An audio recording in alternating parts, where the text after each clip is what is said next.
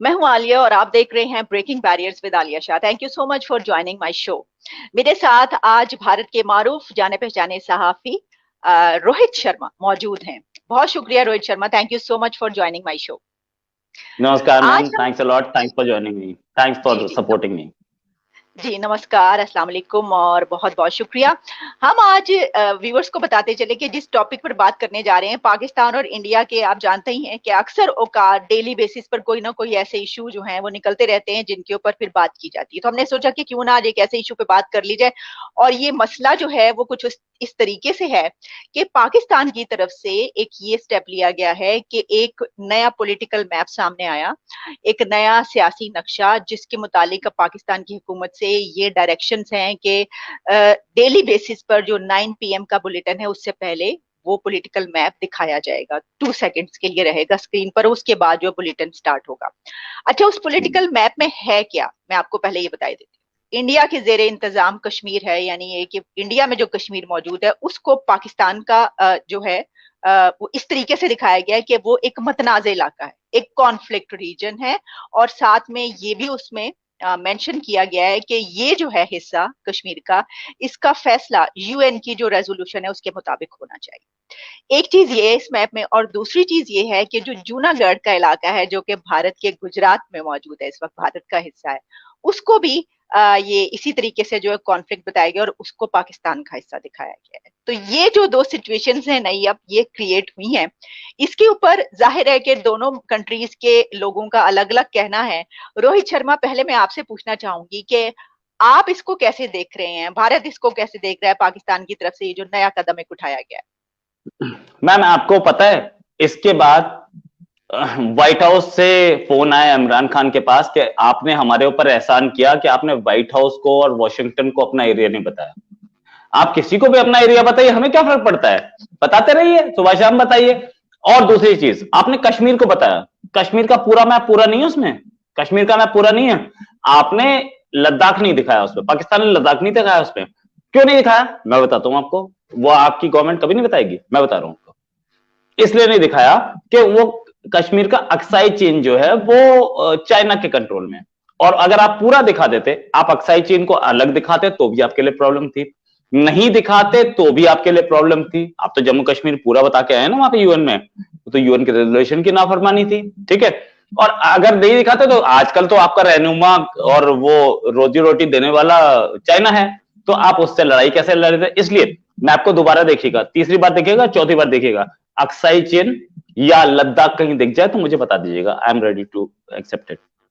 दूसरी चीज, जूनागढ़ को अपना इलाका बताया आपने, महाराष्ट्र पे एहसान क्यों कर दिया या केरला पे एहसान क्यों कर दिया। जूनागढ़ आपका क्यों था, कब था, कैसे था। और 70 साल बाद याद आया जूनागढ़ में हमारा कुछ पड़ा था, वो हम वापस ले लेते। दिस इज द फैक्ट कि जब भी कभी पाकिस्तानी गवर्नमेंट को प्रॉब्लम आती है, जब भी कभी उन्हें लगता है कि हम महंगाई कंट्रोल नहीं कर पाए, हम प्रॉब्लम में हैं, तो हम पाकिस्तान इंडिया के साथ लड़ाई कर लें, कश्मीर रो लें। अब जूनागढ़ आ गया, Indian government is not reacting to it. Map आए हुए 24 घंटे से ऊपर हो गया, इंडियन गवर्नमेंट ने रिएक्ट नहीं किया। वाई? सिंपल रीजन कि आप सॉरी, आप अपनी प्रॉब्लम में फंसे, झेलिए ना उसे। आप मैप दिखा करके ये चाहते हैं कि आप इंडिया को दुश्मन दिखा दें, आपका टीएलपी और टीटीपी ये सब, और साथ साथ आपका पीडीएम ये भी आपका निपट जाए, आपकी आर्मी से जो लड़ाई है वो भी निपट जाए, आप इंडिया को दुश्मन दिखा दें। India will not react to it, enjoy the life. चलें, ये तो बड़ा ही एक कूल किस्म का जो है हमें बिहेवियर नजर आ रहा है, ये तो अच्छी बात है।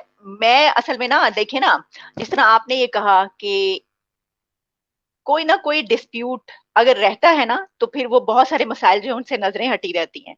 और फिर देखें, हमने इतना कुछ करके देख लिया, आप लोग टसे मस नहीं हुए। हमने कहा कि हम हर फ्राइडे को जो है वो इतने मिनट के लिए खामोशी इख्तियार करेंगे, हमने कहा कश्मीर के लिए खड़े होना शुरू कर देंगे, हमने वो भी करके देख लिया, हमने तकरीरें भी कर ली, हमने इसके अलावा जो है वो जलसे भी निकाल लिए, जुलूस भी निकाल लिए। अब किसी चीज पर तो आप लोग मानते नहीं है और इंडिया टस से मस नहीं होता। तो फिर हमने सोचा कि अच्छा ऐसा करते हैं कि खुद से ही एक नया नक्शा बना लेते हैं और उस पर हम दिखाते हैं कि जनाब हमने अपना फैसला कर लिया। मैम द फैक्ट इज कि अपना फैसला आप खुद कर लीजिए, लेकिन इंटरनेशनल लेवल पे जब आप कहीं पे और डिस्प्यूट ले जाने का इंटरनेशनल लेवल पे कोई फायदा भी नहीं। इतनी सारी डिस्प्यूट पहले से पेंडिंग पड़ी है, कोई तो कुछ हो नहीं पाया। ये सारी की सारी डिस्प्यूट, जूनागढ़ तो आप भूल ही जाइए, जूनागढ़ में तो कोई आपका क्लेम नहीं बनता। 70 साल से आपने क्लेम नहीं किया, आज आप सडनली क्लेम कर रहे हैं, ठीक है, फॉरगेट इट। कश्मीर पे भी, कश्मीर 70 साल में आपने इतनी जगह चीखा, आपने इतनी जगह बोला, मिल गया क्या? नहीं हुआ ना। और former president army chief Pervez Musharraf, वो खुद बोले हमारे प्राइम मिनिस्टर से, मुझे पता है कि मैं नहीं ले सकता आपका एरिया, आप नहीं ले सकते मेरा एरिया, फैक्ट इज दिस। तो उस पे हम लोग, जो हमारी लाइन ऑफ कंट्रोल है, जिसको हम लाइन ऑफ कंट्रोल पहले C5 लाइन बोलते थे, शिमला एग्रीमेंट से पहले जुल्फिकार अली भुट्टो ने यही बात बोली थी उस समय की प्राइम मिनिस्टर को, इंदिरा गांधी को, कि हम इसे ही बॉर्डर बना लेंगे। ठीक है, इंटरनल पॉलिटिक्स आती है और उसकी वजह से हम उसे बॉर्डर नहीं बना पाए। उसके बाद शरफ साहब ने भी यही बात बोली, हम तब भी नहीं बना पाए। तो नहीं बनाएंगे ना, हम आगे नहीं बढ़ पाएंगे। ठीक है, अगर हम अब तक बॉर्डर बना चुके होते तो आप ये समझिए कि कितना फायदा होता पाकिस्तान का और कितना फायदा होता इंडिया का। नहीं बनाना चाहते तो एंजॉय लाइफ।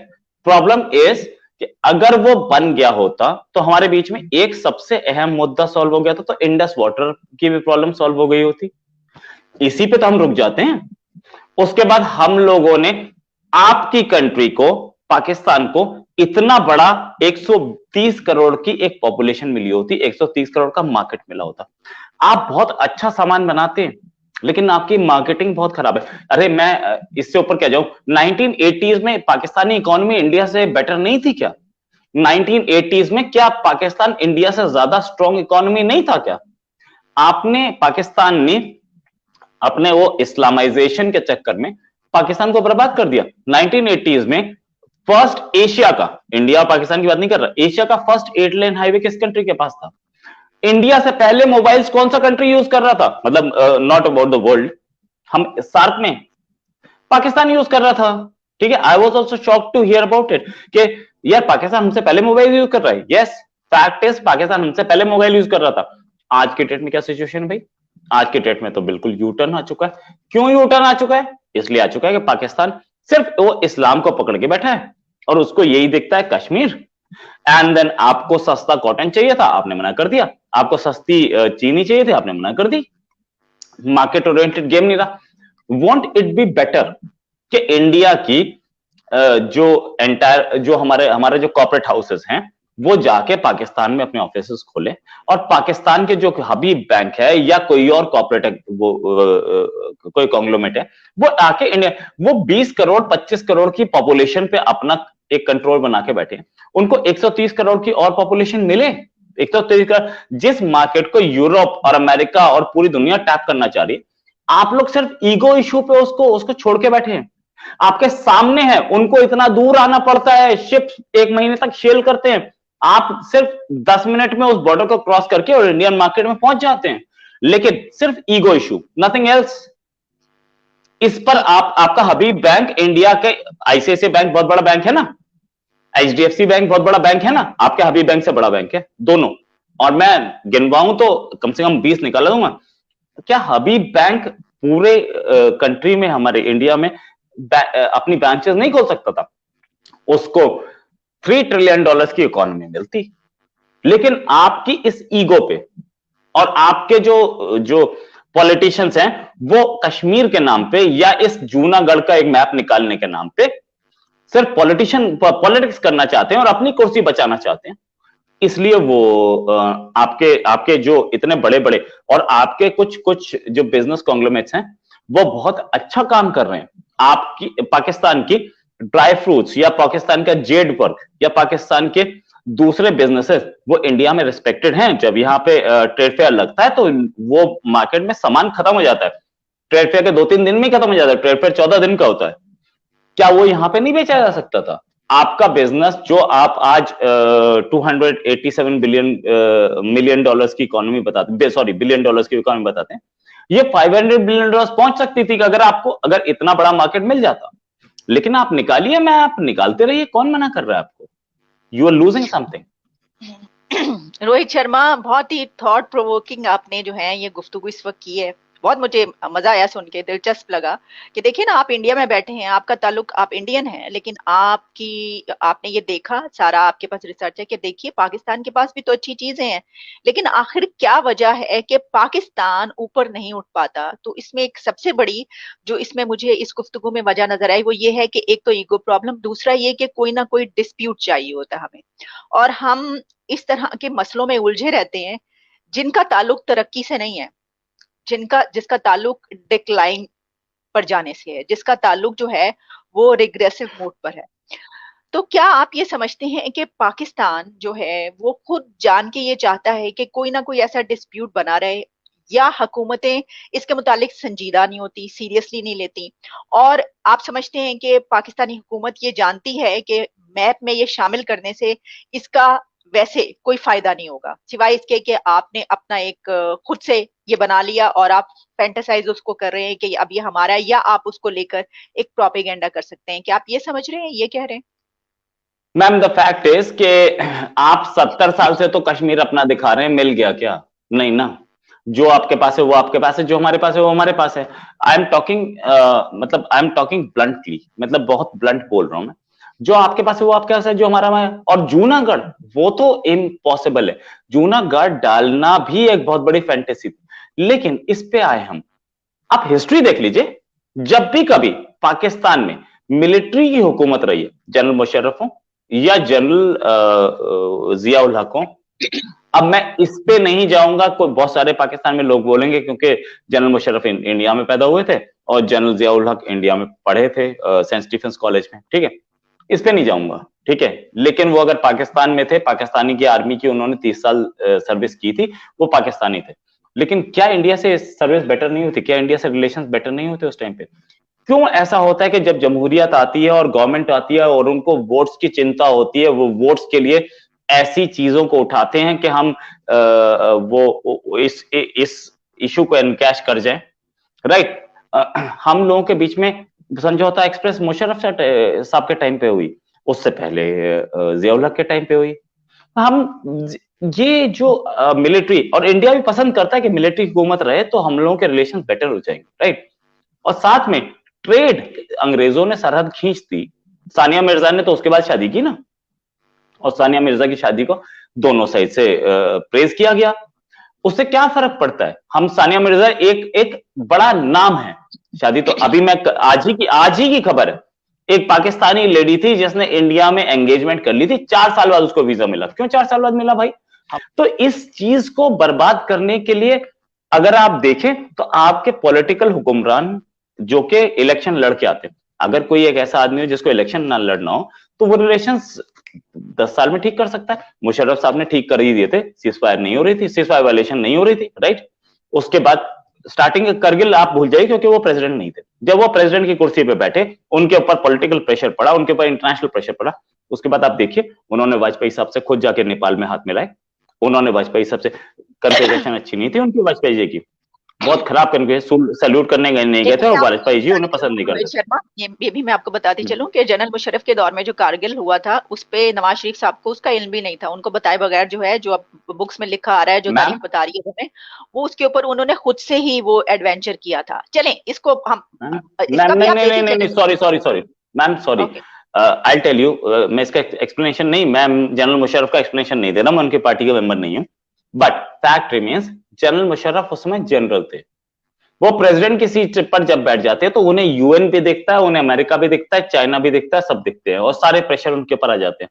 मैं आज एक कमरे में बैठा हूं, मेरे पर कोई प्रेशर नहीं है। आज मुझे आप चीफ मिनिस्टर बना दीजिए, मेरे पर 10 प्रेशर होंगे, राइट? और आप एक कमरे में बैठी हैं, आप एक जर्नलिस्ट हैं, आपके ऊपर कोई प्रेशर नहीं है, आप कुछ भी जो आपका मन करता है आप बोलती हैं, और बहुत बेबाक बोलती हैं। आप जो सच है उसको सच बोलती हैं। आपको भले ही पाकिस्तान में, इंडिया में लोग पसंद ना करते हो, लेकिन आप सच को सच बोलती हैं। कल आपको प्राइम मिनिस्टर बना दिया है ना मैडम, आप कभी नहीं बोल पाएंगी। तो फैक्ट रिमेन्स, मुशर्रफ साहब ने जब करगिल किया था वो आर्मी चीफ थे, वो अपनी आर्मी चीफ की हैसियत से कर रहे थे। लेकिन जैसे ही वो प्रेसिडेंट बने उसके बाद सीज फायर वायोलेशन भी बंद हो गई थी। ठीक, चले तो आपने जो ये है बड़ी फैक्ट है। सही है, बड़ी अच्छी एक बात की कि आप बैठी हैं, आपके ऊपर कोई प्रेशर नहीं। अब मैं आपको क्या बताऊं कि क्या क्या प्रेशर्स होते हैं यहाँ पे सहाफियों के ऊपर। मैम चले, प्रेशर मेरे ऊपर भी होता है। हाँ हाँ प्रेशर हाँ, मेरे लेकिन ऊपर भी फिर होता भी हम जो है है ना। वो बिंदास बोलने की कोशिश करते हैं। अच्छा चलें, ये जो आपने कही ना बात, कहीं ऐसा तो नहीं होगा कि बदले में भारत जो है वो पूरे पाकिस्तान को अपने उसका नक्शे का हिस्सा बना दे? ऐसा तो नहीं होगा ना? मैम अगर एक बात बताइए, ध्यान से सुनिए, बात ध्यान से सुनिए। अभी इंडिया में कोई नहीं चाहता, एवरीबॉडी वांट्स कि पाकिस्तान एक अलग कंट्री है, खुश रहे, ठीक है, खुश रहे, लेकिन हमें परेशान ना करे, ठीक है। हम लोगों का ऐसा कोई मंसूबा अभी नहीं है। क्या कोई ऐसा स्टेटमेंट आया है आपको पिछले 20 साल में, 30 साल में, 40 साल में मिला है कि हम दोनों, मतलब फॉरगेट अबाउट कि हम दोनों एक होना चाहिए, फॉरगेट ये भी स्टेटमेंट मिला है कि हम दोनों एक ही थे, हम दोनों एक जैसे हैं, ऐसा भी स्टेटमेंट मिला हो? हमारे पास से ऐसे स्टेटमेंट आते हैं कि नहीं नहीं, पाकिस्तान है हमारा नेबर है, हम साथ रहे। और अगर हम दोनों एक हो भी गए, ये सरहदें तो अभी खींची है ना मैम। फैक्ट इज, हम पाकिस्तान मुस्लिम कंट्री है, आपसे ज्यादा मुसलमान हमारे पास हैं, ठीक है, इंडिया के पास है, और वो बड़े खुश जी रहे हैं। उनमें आपके पाकिस्तान से मुस्लिम्स आके इंडियन नेशनलिटी ले रहे हैं, इंडिया से एक भी मुसलमान ने पाकिस्तानी नेशनलिटी अप्लाई भी नहीं की, लेना तो हाँ, दूर बल्कि की चीज। अदनान समी खान को आपका अवार्ड मिला है, पद्मश्री अवार्ड है। पद्मश्री, जी। Padmashri, third highest civilian award मिला है उनको, ठीक है। तो ये मैम इंडिया, अब जो भी इसमें बहुत सारे वेस्टेड इंटरेस्ट घुस जाते हैं, जो कि ये बोलते हैं कि इंडिया में मुस्लिम परेशान है, ये वो। फैक्ट इज कि हम अगर ब्रिटिशर से पहले बात कीजिए, ये ब्रिटिशर से पहले क्यों बात करूं, मैं इंडिपेंडेंस से पहले की बात कर लेता हूं, हम दोनों साथ थे। उससे पहले मुगल सल्तनत में हम साथ थे, उससे पहले दिल्ली सल्तनत में, उससे पहले साथ थे, हम साथ ही तो थे, हम साथ ही नहीं, वो रहे। तो और सही, अगर आप ये वो बोले कि चीज तो हिंदू सही है। मुस्लिम राइवलरी है, मैम अगर आप ये बोले कि हिंदू मुस्लिम राइवलरी है इंडिया और पाकिस्तान के बीच में, तो आपसे ज्यादा मुसलमान तो हमारे पास बैठे हैं, ठीक है, और अच्छा हमें चले, फक्र है उससे, हमें फक्र है मैं तो उससे। आपसे मैं तो आपसे ये बात करना चाह रही हूँ ना। देखिए, आपने स्टार्ट में जो एक बात की ना, वो बड़ी ही एक वैलिड पॉइंट है। देखिए, यहाँ पर जब इलेक्शन करीब आने लगता है ना, तो वो इस तरह के जो हैं वो चीजें हमें नजर आती हैं। लेकिन मसला एक और है ना, ये जो आपने कहा कि क्यों हम, मैं तो खुद ये कहती हूँ ना कि क्यों आगे नहीं बढ़ पा रहे हम। तो हमारे पास, आपके पास टीएलपी नहीं है ना, आपके पास टीटीपी नहीं है ना, आपके पास बाकी इस तरह की कोई वो नहीं है ना, जिसके झंझट में आप पड़े रहे और आप उससे बाहर निकल कर जो है आगे ना सोच पाए। मैम हमारे पास भी 20 है, आप आरएसएस का नाम लेते हो, हमारे पास भी 10 हैं, लेकिन हमारी गवर्नमेंट पे, एक बात बता रहा हूं, हमारे जितने भी मिनिस्टर्स होंगे, जितने भी मिनिस्टर्स अक्रॉस द बोर्ड, वो जब तक अपोजिशन में होते हैं ना, वो तभी उल्टा बोलते हैं जिस समय वो कुर्सी पे बैठ जाते हैं। या तो वो सही बोलेगा, नहीं बोलेगा तो उसकी उसकी कुर्सी हट जाएगी अगले अगले एक दिन के अंदर अंदर, अगर उसने गलत बोला तो। और ऐसे हमारे पास एग्जाम्पल्स हैं, कम से कम 10 एग्जाम्पल्स हैं हमारे पास। तो फैक्ट इज कि इतना प्रेशर मीडिया का और इतना प्रेशर लोगों का होना चाहिए कि आप कुर्सी पे बैठ करके उल्टा कैसे बोल सकते हैं, you should talk sense.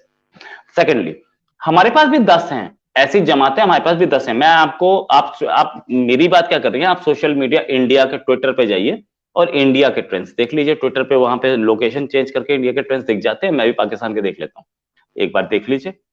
At any given point of time Pakistan के खिलाफ ट्रेंड चल रहा होगा, ठीक है, लेकिन उससे क्या फर्क पड़ता है, ट्रेंड्स तो हमारे यहाँ भी, बहुत सारे लोग बोलने वाले हमारे यहाँ भी है, आपके यहाँ जमाते हैं। जब आप कुर्सी पे बैठ जाते हैं, जब आप कंट्री चला रहे होते हैं, तो इन ट्रेंड्स से और इन ऑपोजिशन से, ऑपोजिशन तो अब आप सोच लीजिए नरेंद्र मोदी हैं, सिंपल क्वेश्चन, नरेंद्र मोदी बैठे, नरेंद्र मोदी को बोला जाता है कि आरएसएस बैक्ड है, दो आदमी करेला ऊपर से नीम चढ़ा, ठीक है, और नरेंद्र मोदी को तो मुसलमानों का कातिल बोला जाता है। तो नरेंद्र मोदी के रिजीम में उस आदमी को पद्मश्री क्यों मिला, जो कि पाकिस्तानी है, बाय नेशनल, आज वो अभी 5 साल 6 साल पहले वो, जिसको नरेंद्र मोदी ने ही इंडियन नेशनैलिटी दी, राइट? मैं इस पे क्वेश्चन कर सकता हूं ना मैम, ठीक, अदनान चले, सामी को दिया इस पे, हाँ, इस पे अगर हम सवाल और जवाब पे चले जाएंगे, वो तो हम फिर उस तरफ निकल जाएंगे। इस पे भी हम सोचेंगे, हम कर लेंगे आने वाले दिनों में, इस पे करते हैं एक प्रोग्राम। लेकिन अच्छा, अभी मेरा जो है वो सवाल ये है कि फिर आप ये समझते हैं कि भारत की तरफ से इसके ऊपर सच कोई रिएक्शन जो है वो नजर नहीं आएगा, क्योंकि भारत ये समझता है मैम कि इस तरह की चीजें करने से, आप मैप में खुद से ही शामिल कर लेने से कोई असर नहीं पड़ेगा, इसका कोई ये कोई प्रैक्टिकल स्टेप नहीं है, और इससे कोई फर्क नहीं पड़ेगा इंडिया पर, इसलिए ऐसा है। मैम मैम एक बात बताइए, आप फ्रांस को शामिल कर लेते हैं, फ्रांस रिएक्ट करेगा क्या, मतलब क्या है? आप फ्रांस को कल तो यूएन को शामिल कर लीजिए, कौन मना कर रहा है आपको? फ्रांस, स्वीडन और इंग्लैंड तीनों को शामिल कर लेना। हिटलर जो नहीं कर पाया वो आप कर लीजिएगा। अब यार ये सारे अरे भाई, सपने लेते इतना रहिए। इतना छोटा सा पाकिस्तानी संभाला नहीं जा रहा। तो हम तो, मेरा तो सवाल ये है कि आपने जिन हिस्सों को शामिल किए, पहले जो आपके पास मौजूद है उसको तो संभाल लें। उसको वो संभल जाएगा बदन तो फिर शायद आप बाकी भी सोच सकें। बदन में मैं समझ रहा हूं, आप समझ रही हैं। ये बात हमारे हुक्मरान क्यों नहीं समझ रहे कि अगर एक इंडिया की 130 करोड़ की इकोनॉमी को टैप करने की कोशिश की जाए तो बहुत कुछ किया जा सकता है। और इंडिया 130 करोड़ है, ऊपर से 22 करोड़ हमारे भाई बंधु ही तो हैं यार। वही तो लोग हैं जो हमसे आज से 100 साल पहले हम लोग आराम से मूव करते थे, हमारे भाई बंधु ही तो हैं। रिलीजन अलग होगा, रिलीजन तो हमारे पास तुमसे ज्यादा है, इस्लाम हमारे पास तुमसे ज्यादा है ना? तो हमारे भाई बंधु ही तो हैं। हम लोग 150 करोड़ क्यों ना बने? हम 150 करोड़ बन के पूरी वर्ल्ड की इकोनॉमी को ये क्यों नहीं दिखाते? We are a market. और जैसे ही इंडिया और पाकिस्तान का एक मार्केट बनेगा, Bangladesh will jump in, Nepal will jump in and Sri Lanka will jump in. We will become a bigger bigger economy than EU, European Union. तो कोई यूरोपियन यूनियन को नहीं पूछेगा, कोई सब ये बोलेंगे सार्क की इकोनॉमी कहां गई, हम उससे बात करना चाहते हैं। But then fact remains कि elections and everybody wants this nonsense, और उसी की वजह से हम लोग बर्बाद हो रहे हैं। ठीक है, बट देन इंडिया के साथ एक एक पॉजिटिव चीज है कि हम लोग 130 करोड़ हैं, तो हम लोग बाकियों को ऐड कर सकते हैं। बट हम अपने आप में एक स्ट्रॉन्ग इकोनॉमी है, तो इंडिया अपने आप में चल सकता है। बाकी लोग हम लोगों से फायदा उठा सकते हैं, हम लोग बाकी लोगों को सपोर्ट कर सकते हैं, राइट? लेकिन हम लोग इकट्ठे आ जाएंगे तो एक बड़ी इकोनॉमी, एक बड़ी पावर बनेंगे। Without that even India is not a smaller economy, frankly speaking. चलिए, thank you so much Rohit Sharma, बहुत बहुत शुक्रिया आपके टाइम का। Thanks a lot.